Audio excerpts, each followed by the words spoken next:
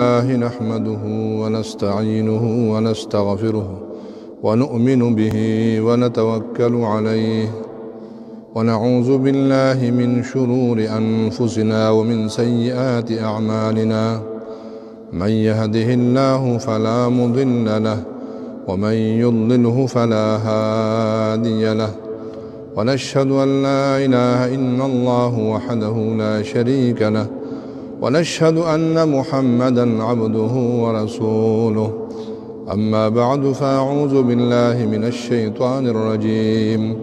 بسم الله الرحمن الرحيم إنما يعمر مساجد الله من آمن بالله واليوم الآخر وأقام الصلاة وآتى الزكاة ولم يخش إلا الله فعسى أولئك أن يكونوا من المهتدين صدق الله مولانا العظيم مولاي صل وسلم دائما أبدا على حبيبك خير الخلق كلهم هو الحبيب الذي ترجى شفاعته لكل هول من الأهوال مقتحمين مولاي صل وسلم دائما أبدا على حبيبك خير الخلق كلهم وأحسن منك لم تر قط عيني وأجمل منك لم تلد النساء خلقت مبرأ من كل عيب كأنك قد خلقت كما تشاء يا صاحب الجمال ويا سيد البشر من وجهك المنير لقد نور القمر لا يمكن الثناء كما كان حقه بعد اسخداب زرقة قس مختصر بلغ العلا بكماله كشف الدجى بجماله حسنت جميع خصاله صلوا عليه وآله درود فاق بشوق سروي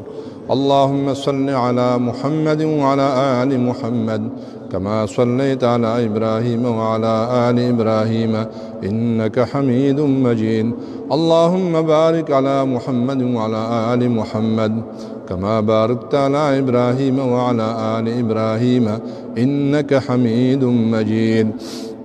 اللهم ترحم على محمد وعلى آل محمد كما ترحمت على إبراهيم وعلى آل إبراهيم إنك حميد مجيد اللهم تحنن على محمد وعلى آل محمد كما تحننت على إبراهيم وعلى آل إبراهيم إنك حميد مجيد اللهم سلم على محمد وعلى آل محمد كما سلمت على إبراهيم وعلى آل إبراهيم إنك حميد مجيد خغو مؤمنان مسلمانان الله جل جلاله سرد ما بخوغ من خوشالك كم آيات مارك شما اولستو الله جل جلاله فرمائی فتاکی سر تعمیر د جماعتنا کا خلق کئی چاچ پا اللہ تعالیٰ باندے پرز دا آخرت باندے ایمان بھی او دے قائمہ مزدرا ورکی زکاة درا او دا اللہ نے یریگی دا بل چانا نہیں یریگی دغا خلق چکم دے پا ہدایت پاندری دغا خلق کامیاب دی قرآن مجید کے پڑھنبائی سفارہ کے اللہ جل جلالہ فرمائی ومن اظلم ممن منع مساجد اللہ دا آغا انسان نبل لوی ظالم نشتے چھے دے خلق دا جماعتون دا منکئی مساجد اللہ جماعتون دا اللہ تعالیٰ منکئی وی زمان جماعت تا من رازی دا زمان جماعت تے نا دا جماعتون سری دا دا اللہ کورن دی وَأَنَّ الْمَسَاجِدَ لِلَّهِ فَلَا تَدْعُوا مَعَ اللَّهِ أَحَدًا دا جماعتون چی پدی کی دا اللہ نم پی کی خودش چی دا دا اللہ کور دے بس دا دینا بس حکمہ نکول نش او بل دی کہ بغیر دا اللہ نا دا بل چا ذکر نکوئی پا دی کہ با دا اللہ ذکر کوئی دا اللہ بڑائی با پاک میانوئی دا اللہ و دا اللہ دا خکل پیغمبر خبری با پاک کوئی دا جماعتونا دا دا اللہ کورو ندی دا خو ظاہری معنی شوا بعضی علماء وینا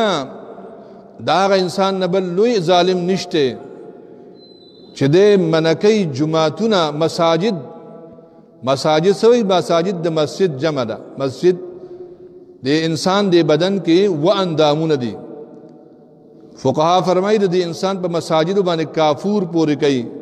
خوشبوئی په پورې کوي. مساجد څه ته وایي؟ چې کم اندامونو باندې سجده لګیږي، لکه تندې په دې سجده لګیږي، دا دوه لاسونه په دې سجده لګیږي، دا دوه زنګونونه په دې سجده لګیږي، دا دوه خپې دا پنج په دې باندې سجده لګیږي.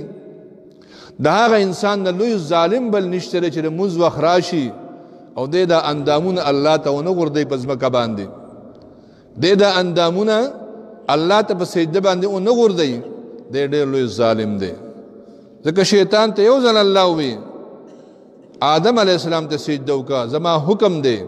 وی الله تا ته سجده کوم، خود ته سجده نه کوم. انکار یې وکړو، هغه الله په لعنت کو. او مونږ او تا ته الله تعالی د ورځې 15 وخته چې کوم د اعلان کوي حي علی الصلاة حي علی الفلاح، راشي زائد اخلاصی ته، زائد مانځه ته، او راشي زائد اخلاصی ته. اوس کوم انسان چې اذان واوري د مستیارې شروع کی د مسترب روان شي، پوه شي چې دی انسان کې ایمان شته دی، دا انسان مومن دی، د ایمان صفت چې کوم دی هغه ظاهري. ځکه حضور فرمایي د هر چیز دپاره یو علامه وي، او د ایمان دپاره علامه څه شی د مز دی. مز لکل شیء علم وعلم الایمان الصلاة، د هر چیز دپاره یو علامه وي، او د ایمان دپاره علامه شی د مز کول دی. مز کول د دې وجې نه دا سجدې د اندامونه منع کول په خپل ټیم باندې دا سړی ظالم دی. الله تعالی دې موږ له د صحیح منځونو توفیق راکړي. الله تعالی دې موږ په وخت منځونو کولو توفیق راکړي. حاضرینو اول به په قیامت کې په عباداتو کې د مز دا به حساب کیږي. که د چا منځونه حدیث مبارک چا صحیح راوختل، پوره راوختل، لکه یو سړي فرایضو کمې دی، دا به د سنتو نه، دا به د نوافلو نه چې کوم دی پوره کول شي. لیکن که دی پوره نشو بیا د هغه پر خو ډېر سخت سزاګانې دي. د مز حساب به اول کېږي په عباداتو کې، او د معاملاتو کې د انسان چې کوم دی هغه به اول حساب به کېږي د وینې باره کې، چا سره ظلم کړی وي، چا سره زیاتې کړی وي، چا د چا وینه توی کړی وي، چا په چا باندې چې کوم دی ظلم او زیاتې کړی وي، قتل کړی وي، زخم کړی وي. د دې وجې نه الله جل جلاله فرمایي د دې منځونو لپاره چې دا کم ځایونه جوړېږي دې ته ویل شي مسجد. څه ته وایي؟ مسجد. او دې مسجد سره چې څوک زړه وتړي، دې مسجد سره څوک محبت کوي، مینه کوي، نبی علیہ الصلوۃ والسلام فرمایي د قیامت پر ورځ باندې به هیڅ چرته سورې نه وي، صرف او صرف د الله جل جلاله د عرش مبارک سورې به وي. او بیا فرمایي د دې عرش ته سورې لاندې به اووه قسمه خلک وي. لومبی هغه انسان چې دنیا کې بادشاهي کړې وي، امام عادل ورته ویل شي، مشري کړې وي، بادشاهي کړې وي، او دا بادشاهي د انصاف او د عدل کړې وي، په چا ظلم زیاتې نه کړي، د چا حق نه وي ضایع کړي. لکه عمر فاروق رضی الله تعالی عنه، عمر بن عبدالعزیز رحمت الله علیه، او دی افغانستان کې او بادشاہ تیر شوی دی محمود غزنوی صاحب، نور ډیر بلا بادشاہان تیر شوی دي چې چا په خپل زمانه کې په خپل وخت کې په قوم باندې ظلم نه کړي، زیاتې نه کړي، هغه انسان به د عرش د سوري لاندې وي. او چا چې قوم سره زیاتې کړي وي، ظلم یې کړی وي، حضور فرمایي د قیامت پر ورځ باندې به د هر چا په دې خپل بدن کې یو جنډه د غدر لګېدلې وي، د ټګۍ جنډه چې څومره ډېره ټګي کړې وي دونه ډېره غټه جنډه به وي، او داسې ځای کې به لګېدلې چې بالکل هغه د بې حیا ځای کې به لګېدلې وي. انسان به چې کوم دی معلومیږي چې دا دومره انسان دنیا کې غدر کړو. الله تعالی دې موږ او تاسو دوکې نه بچ کړي. الله دې موږ سره بل ظلم د زیاتی نه بچ کی الله فرمایي د جماعتونو دا تعمیر دا څوک کوي چې چا په الله باندې ایمان وي نو نبی اسلام فرمایي د قیامت پر ورځ باندې به د عرش سوري لاندې اووه قسمه خلک وي یو به هغه بادشاهان به وي چې چا په دنیا کې عدل کړی وي دویم هغه انسان چې خپله ځواني هغه د الله تعالی په دین کې تیره کړې وي او دریم هغه انسان چې زړه جماعت سره تړلی وي د جماعت په کار کې کار وي د جماعت خدمت کې د جماعت په سره محبت وي جماعت ته په تلو راتلو کې عبادت سره مینه وي جماعت سره مینه وي عبادت سره بس روزګار وي چې څه وخت ته زه بیا جماعت ته دا جماعت سره مینه کول او جماعت کې خرچه کول جماعت سره محبت کول دا انسان به د عرش سوري لاندې څلورم نبی علیہ السلام فرمایي چې هغه انسان چې چا سره محبت کوي مینه کوي صرف د الله د رضا په خاطر باندې کوي هغه دوه کسان چې یو بل سره تعلق ساتي او د الله د رضا په خاطر یو بل سره کینی د الله د رضا په خاطر یو بل نه پاسي او بل نبی رسول الله فرمایي پنځم هغه انسان چې د ځوان دی د چې کوم دی د طاقت مالک دی او د خار سو وس رسیږي څوک د لوی خاندان یو زنانو ته د بد کار وي ا دې وي د الله نه یریږم نور څه پاټک ماته نشي خو د الله نه یریږم الله سره بسنګ ملاويږم الله سره بسنګ مخ لګوم چې زه غلطي کوم د الله پوله مات کوم څنګه بد الله نه یریږم حضور فرمای دا انسان با د عرش سوري لاندې وي نبی علیہ السلام فرمای څوک چې ماته په خپل بدن کې د دوه سيزونو ضمانت راکړي د انسان زب ضمانت کوم چې دا انسان به جنت ته ځي یو معمولی غوندي مشر چاته وي چې زموږ بچي دا کار کوه سوره په طرفه کوي حضور فرمای چا چې ماته په خپل بدن کې د دوه سيزونو ضمانت راکړي زي ضمانت کوم دا انسان به جنت ته ځي من يضمن لي ما بين لحييه وما بين رجليه اضمن له الجنه څوک چې ما تر هغه اندام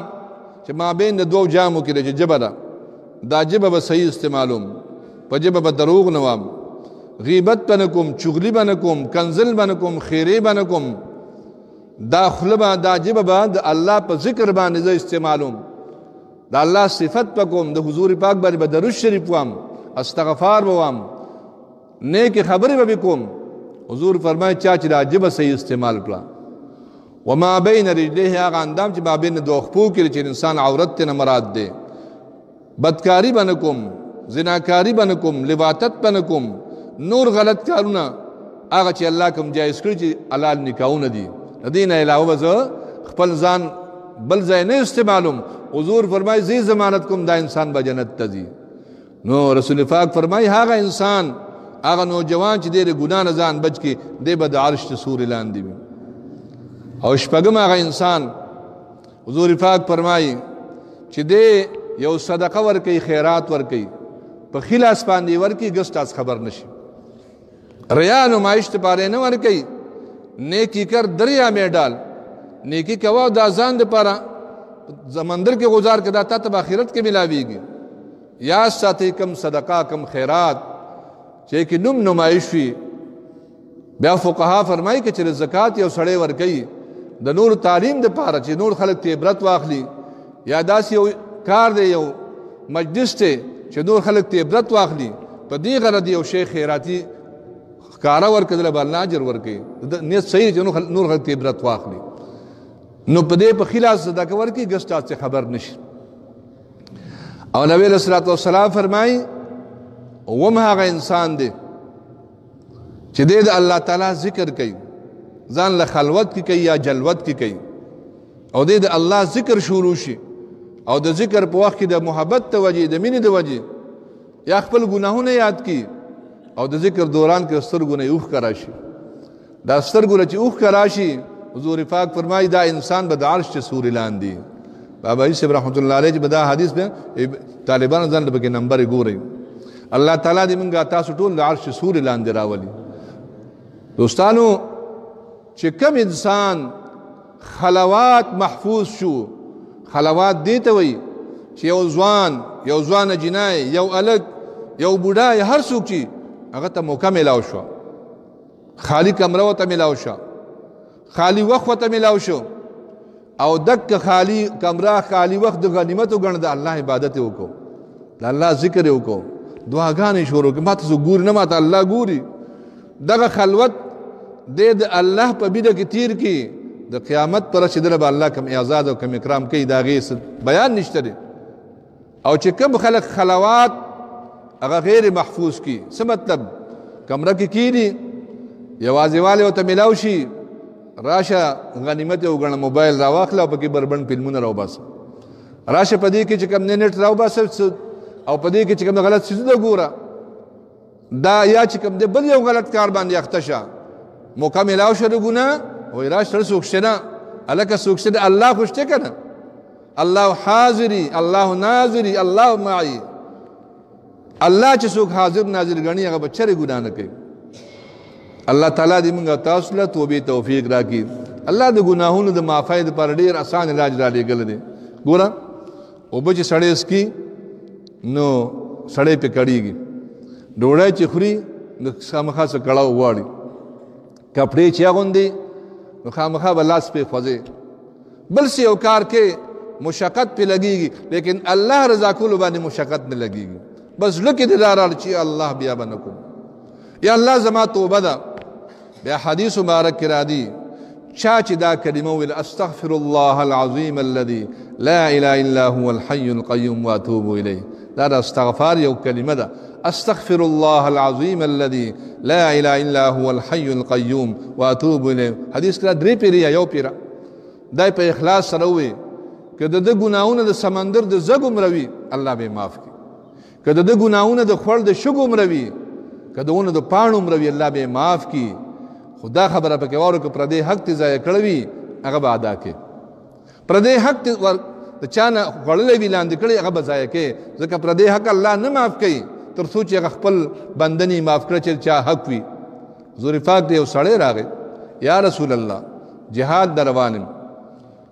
آیا زه خپل مال خپل ځان خپل وقت دا په میدان کې پیش کم زه شهید شم سورلی می شهید ما ته به الله ټول ګناهونه معاف کړي ما به الله معاف کړي بیا الله ورته ته ټول ګناهونه معاف کړي اصحابي روان شو جبریل امین راغی یا محمد سلم یا حضور دې سړي ته ووایه الا الدین ګوره قرض الله نه معاف کړي پردې حق الله نه معاف کوي دین نه مراد سره د بل چا حق که چا باندې چا حق پوری وي نو هغه حق ته الله تعالی نه معاف کوي چې څو هغه نه معاف کړي هغه خو جدا خبره چې قیامت کې به الله بعضې خلکو روغې کوي الله خو ارحم الراحمین دی لا تقنطوا من رحمت الله الله چې چاته د بخنې اراده کړې وي که نه بخنې اراده په د بالله حقونه وي لیکن الله دکې به داسې یو صفت پروت وي چې الله به دنه بخنې اراده کړې وي د دې وجې نه فقها خاص کر زمونږ صوفیا علما فرمایي چاته به سپک نه ګوري یو سړی به ظاهر کې شرابي به وي هغه به ګیرخیله وي یو ګناهګار به وي لیکن هغه ته به سپک نه ګوري هغه ته به ځان نه دروند ګوري کیدای شي دکې داسې یو صفت وي هغه الله ته ډېر محبوب وي یو سړي کې یو صفت وي هغه پټ صفت وي دکې محبت وي د الله سره د الله د پیغمبر سره محبت وي دکې سخاوت وي بالفرض دکې یو بل صفت وي هغه الله ته محبوب شوی وي نو بیا حدیث مبارک مفهوم دی الله به در پاره یو سبب جوړ کړي څه سبب به جوړ کړي دا چا چې حقونه یي هغه ته به الله یو منظر وښیي یو بلډینګ یو قسم مزې به ورته وښیي یا الله دا چا لپاره دي دا مزې چا لپاره دي دا جنت ته چا لپاره دی بنده دا د هغه چا لپاره څوک چې بل چا ته معافي وکړي څوک چې بل بنده ته معافي وکړي حق ورته خپل معاف الله ما خپل حق معاف کړی دی پلان کتاب بس الله به غجر ته بوځي اخو جدا خبره لیکن حساب کتاب رز را روانه ده حساب کتاب به خامخا کېږي د حساب کتاب رز حق ته د قیامت رز حق ته فمن يعمل مثقال ذرة خيرا يره ومن يعمل مثقال ذرة شرا يره وندع الموازين القسط ليوم القيامة الله وی د میزان تل به من قیامت کې کېدو ذرې په ذره باندې نیکي به هم تلو او ذرې په ذره بدي به هم تلو چې چا بدي کړې وي دنیا کې د هغې د توبه نه ویستي ځان یې صفا کړی نه وي ګنده په ګنده تللی وي اخرت ته د هغې حساب به کېږي یو خو یو سړي ګناهونه کړي وي تاسو اصحاب کرامو حالات وګورئ اکثر اصحاب کرام د کفر په حالت کې د اسلام نه مخکې کم کم ګناهونه کړي، لیکن اسلام چې کله راغی او کلمه ویله بس خبره ختم. منګ معاشره کې چې یو سړی توبه وباسي د ګناه نه، څه غلطو باندې اخته وي او توبه وباسي سم شي، نو خدای معاف کړي، خو بیا موږ یې نه معاف کوو. دا تر اوسه چې لا اوس سکے یا ساتي. حضور پاک فرمایي کم سړی چې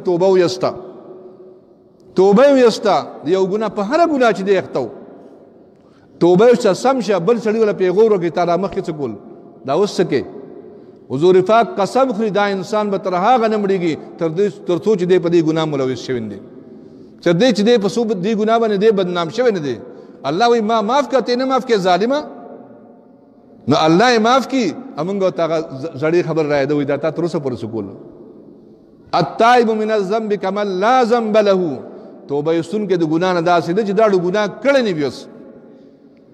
نه هغه تېر ګناهونه موږ ته یادوو. داسې اصحاب کرامو ته وګوره، عمر فاروق رضی الله خو د حضور په سر پسې روانو، لیکن په لاره کې الله ته اسلام چې کوم دی هغه ورکړو، الله ته اسلام نصیب کړو. حضور پاک فرمایي که زمانه پس پیغمبر وي عمر به پیغمبر و. عمر چې په کومه لار ځي په هغه لار باندې شیطان نه ځي. د عمر فاروق کوم سوانح دي، کوم د هغې کرامات دي، سړی حیران شي ورته. د دې وجې موږ تاسو معاف کړو، بس چې سم شو. ظاهري کېدای شي کې داسې یو اړو کې یو سړی په ظاهره کې موږ تاسو خراب وینو، لیکن د هغه ښه صفت په بیانې، د ښه خبره بیانې، د هغه متعلق په ښه سوچ کې چې الله ته هدایت نصیب کړي. ها یو سړی په کفر باندې مړ شي بیا هغه باندې هر څه ویلی شي. الله تعالی دې موږ تاسو د عمل کولو توفیق راکړي. الله جل جلاله موږ تاسو جماعتونه بعدول بهترین بعدول دا چې موږ 5 وخته مونځ کوو، دا الله تعالی ذکر کوو، دا الله تعالی ذکر کې موږ هر وخت مشغول یو چې څو وخت ته مکمل راویږي تلاوت کوو، لا اله الا الله وایو، الا الله وایو، چې کوم ذکر موږ ته آساني په هغې باندې مشغول یو. الله تعالی دې موږ تاسو د عمل کولو توفیق راکړي. د دې وجې نه تجارت کوونکي خلکو الله تعالی صفت کوي قرآن کې. دا جماعتونه کم خلک آبادوي، هغه خلک چې هغوی تجارت نه مشغوله کوي. تجارت کوي اذان وشي یو دم راشي دکان بند کی، کاروبار بند کی. هغه خلک چې هغوی خپل تجارت کوي، خپل زمینداری کوي، خپل نوکري کوي او د مونځ ټایم راشي د مونځونو کې لیونی اړم دی بس. یا څوک چاله دوکه ورکوي. نبی علیہ الصلوۃ والسلام 3 ځله وفرمایل ثلاثة لا يكلمهم الله ولا ينظر إليهم يوم القيامة ولا يزكيهم ولهم عذاب أليم. 3 قسم خلق دي الله به سره رحمت خبر نه کوي، الله به تر قیامت پر باندې انتظار نه کوي، الله بدل ناکار عذاب ور کوي. ابو ذر سے بھی یا رسول الله خابوا وخسروا من هم یا رسول الله، خدای تبارک وتعالى دا سوق دي. دا 3 چې نبی اسلام په جذبې سره وي. ابو ذر سے وی، ابو ذر سے فرمایل خابوا وخسروا من هم، مگر خدای تبارک وتعالى دا سوق دي یا رسول الله چې را دومره ناکار خلق ته. تاسو لږ دې حدیث سوچو کوي،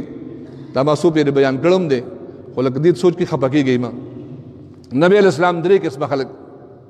دا ذکر کړو: المسبل والمنان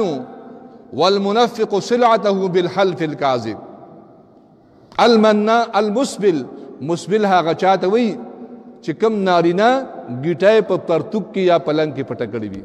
پنجابیان په پلنګ کې، موږ په پرتوک کې پټو. دې سړي باندې الله لعنت وريږي. ښه دا سړی د الله د رحمت نه محروم دی. څومره معمولی خبره ده، لیکن حضور پاک په صبر سخت زجر بیانوي. زمونږ اکثر مشران پنسي ورپسې راکېش. دا پنسي بلکې حضور پاک یو صحابي ته نیمه پانډای ونیسله، وی تر دې پورې دا پنسه چې کوم دی دا ساته لنګ ساته، وی که خامخا نه کړې داسې لږ کته، او وی که خامخا ته وایي چې ډېر کته کوم لنګ، ګوره ګیټای دنه ګوره ښکاره نه شي، ګیټای دنه پټه نه شي، ګیټای دا به ښکاره ساتي په پرتوک کې پلنګ کې. ښه خدا چې نیم پنډای پورې بنده چې کوم دی پرتوک یا لنګ چې کوم دی بره کړي. لیکن چې کوم انسان نارینه هغه چې کوم دی دا ګیټای په پرتوک کې یا لنګ کې پټۍ، په د خدای لعنت وريږي. دا د متکبرینو علامه ده. موږ مشرانو ګورئ، تاسو جوړ بادر سپیکر وکړئ، امام صاحب چاپی را ګوري لکه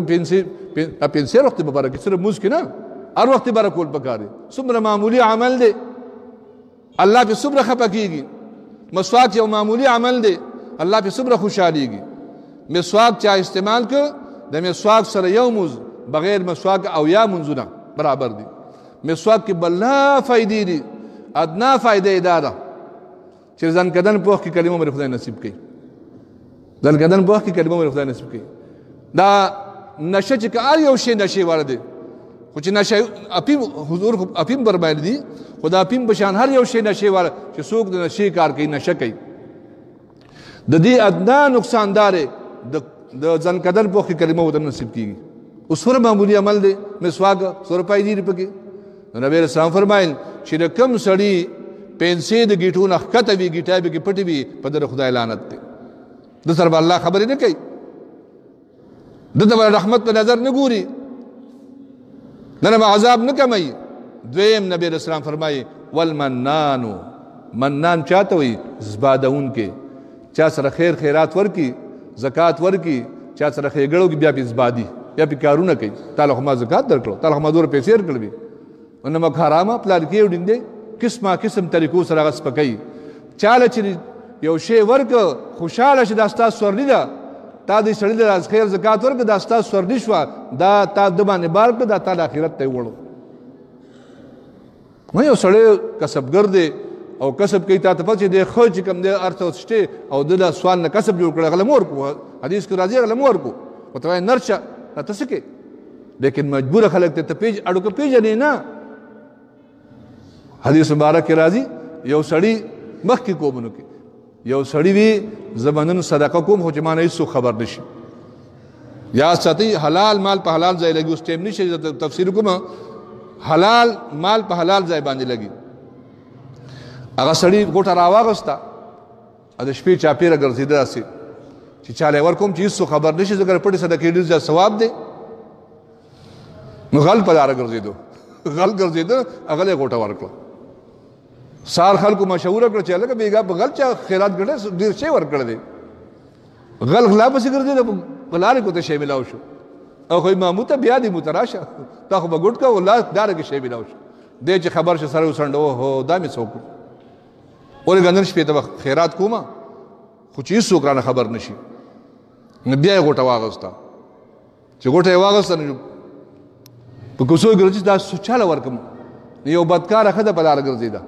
هم دغه شي پسې ګرځیدا اجو غیله غوټه بلاس ورک دا ګور حدیث ته ګور من غلط خبره تر کوم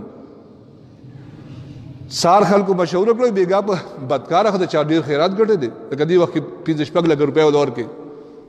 هغه وسه زر اتو سو روپو بس ګرځي بلا پیسې په چا خیرات ګټل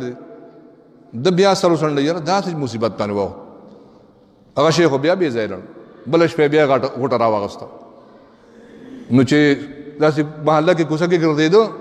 نو یو سرکو د چې تراوته سرکو د پیژنې کا تو خېده مالدار سړیو نو بار چې دا د سپاجه له براوته سر براوته هغه ویندا سو غریب دی غني هغه له غوټه ورکلاس سار مشوره شو چې بیګا کو چا په مالدار چړي باندې ډیر غټ خیرات ګټل وای دې ډیر خپه شو حدیث مبارک مفهوم دی حاتفی आवाज د اوشیا د خوب ولیدو چې درې وړ صدقې دي قبول دي هر چې غلو د غل پلاس کې چې ستا مال کله پریوته هغه د عمر د پاره توبه او استغفار نه غوي داسې خلک کوم شي چې د شپې په تور تیار کې دور صدقې ورکي ستا د مال حلال مال په برکت باندې الله تعالی غل د عمر د پاره د غلانه منک هر چې بدکار خزوا هغه دې پیسو په ذکر دی دا هغه چې دا غوټه ملاو شو هغه وی ښا د شپې په تیار کې خلک داسې کارونه کوي زما د پس نن پس توبه آینده تر مرګ پورې بیا دا کارونه کوي او دا مالدار سر کوده جو کنه د زکات بالکل نه ورکو نه به خیرات ورکو نه زکات ورکو دا غي نه پس بیا دوره سخی شي کنه چې بیا خلکو سره بلا بلا امدادونه کول نو مال ورکوي زکات خیرات ورکوي په اخلاص سره ورکوي دا څه وګڼه چې دا زما سورلی راغلی د اخرت لپاره ما په دا شی بار کې دا ماته ان شاء الله اخرت کې ملاويږي زبادل مکوي نو حضور پاک فرمای المنان چې کوم سړی خیر زکات ورکي بیا زبادل کوي په د خدای لعنت ته دی به د الله د رحمت نه محروم وي الله به د سره د رحمت خبرې نه کوي نو ته عذاب کوي دا درېمه خبره والمنفق سلعته بالحلف الكاذب هغه سوداګر چې د خپل سودا له په قسم باندې رواج ورکوي راوړی شی په یو باندې وي قسم دی چې ما په دې راوړی دی په دروغو باندې وي ساري به لاس سر لاس په الله خلاص کې قسم نه دی خپل سر دی په دروغو باندې وي چې کوم نه ګاګ دوکه کې نه صحیح دغه عیب به ورته ښې قیمت به ورته صحیح ښې دوکه به نه ورکې فقها فرمایي یو سړي په 100 روپۍ باندې 100 روپۍ خو نشي ولګول دې وخت کې په 100 روپۍ باندې بالفرض کپړه راړه پېښور ده او د په لاره باندې په دې باندې 10 روپۍ خرچه وراله ګاګ ته به دا نه وایي چې دا ما په 110 روپۍ باندې اغوستې ده ګاګ ته به وایي چې دا ما ته په 110 روپۍ پرېوتې به وایي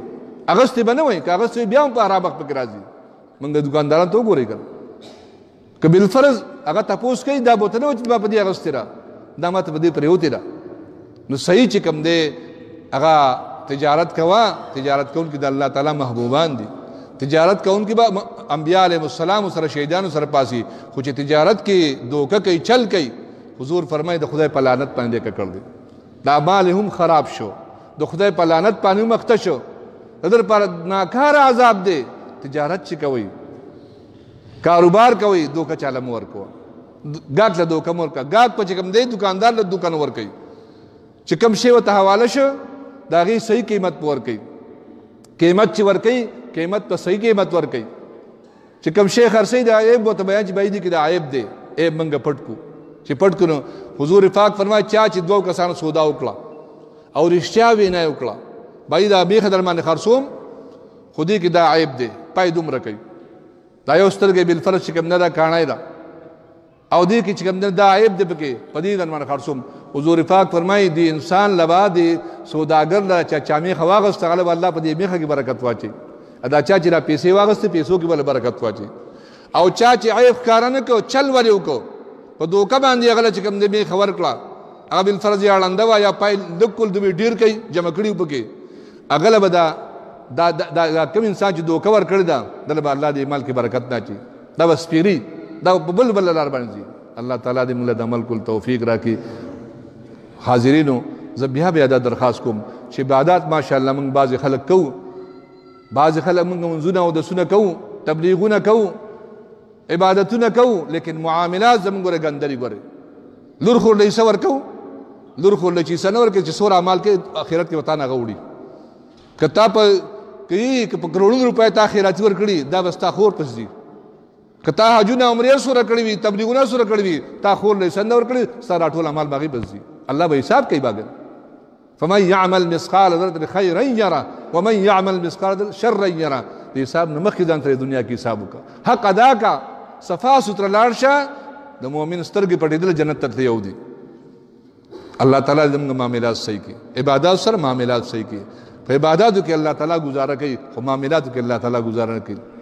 الله دواړو موږ له دا کول توفیق راکړي واخر دعوانا ان الحمد لله رب العالمین سنت کو ایماندار